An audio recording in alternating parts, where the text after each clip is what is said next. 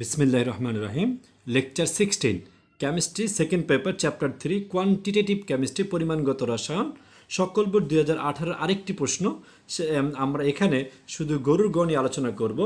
এখানে কি দেয়া আছে, এখানে দেখো আমাদের গরুর গতে দেওয়া আছে y এর ঘনমাত্রা 0.05 হলে এর pH হিসাব করো। তো y কি ছিল দেখো, একটু আমরা যদি একটুখানি yটা দেখি, y হচ্ছে দ্বিঅম্লীয় তীব্র ক্ষার।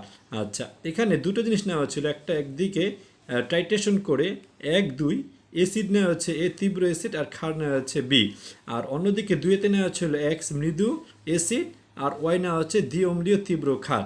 আচ্ছা, এখানে দ্বিঅম্লীয় তীব্র ক্ষার মানে কি? দ্বিঅম্লীয় তীব্র ক্ষার হলো, তার মানে হলো এটাকে যদি আমরা প্রশমিত করতে চাই এই ক্ষারটাকে, তাহলে আমাদের 2 মোল অ্যাসিড লাগবে। সাধারণত দ্বিঅম্লীয় ক্ষার হিসেবে আমরা সাধারণত নিতে পারি ক্যালসিয়াম CaOH2, এটা আমরা নিতে পারি। আচ্ছা, কিন্তু আমাদের যেহেতু বলে দেয় নাই এটা আসলে দ্বিঅম্লীয় ক্যালসিয়াম হাইড্রোক্সাইড, সেহেতু আমরা নিতে পারবো না। আমরা জাস্ট ধরে নেব এখানে যে সেটা ক্যালসিয়ামের জন্য আমরা একটা M ধরে নেব আর OH ধরে নেব। তার মানে আমাদের এখন pH বের করতে হবে। তো প্রথমে আমাদের এই POH বের করতে হবে। এটা বের করে আমরা কি করব, pHটা বের করব।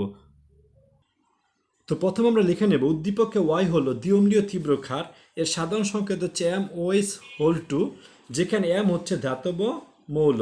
এরপর আমরা লিখব দেওয়া আছে কি দেওয়া আছে, y এর ঘনমাত্রা। দেখো y এর ঘনমাত্রা কি দেওয়া আছে, y এর ঘনমাত্রা দেওয়া আছে, দেখো এখানে শুধু বলে দিয়েছে দ্বিঅম্লীয় তীব্র ক্ষার, এখানে কিন্তু ঘনমাত্রা নাই। ঘনমাত্রা কিন্তু আমাদের একদম উপরে সুন্দরকে দেওয়া আছে 0.05। তা আমরা এখন লিখে দেবো y এর ঘনমাত্রা 0.05। আচ্ছা, এখন আমরা যদি একটুখানি দেখি, অতএব OH মাইনাসের ঘনমাত্রা কত হবে, দেখো আমাদের এখানে আমরা লিখবো এভাবে OH মাইনাস। আচ্ছা, এখন এখানে দেখো OH2 আছে, যেহেতু যদি আমাদের বলে দ্বিঅম্লীয় তীব্র ক্ষার, তার মানে এটা লিখবো আমরা MOH। আর যদি বলতো এক অম্লীয় ক্ষার, তাহলে আমরা সেটা হয়তো HCl, সেটা তো NaOH। এটা হয়তো যদি বলতো এক অম্লীয় ক্ষার, তাহলে সেখানে আমরা সোডিয়াম হাইড্রোক্সাইড লিখতাম।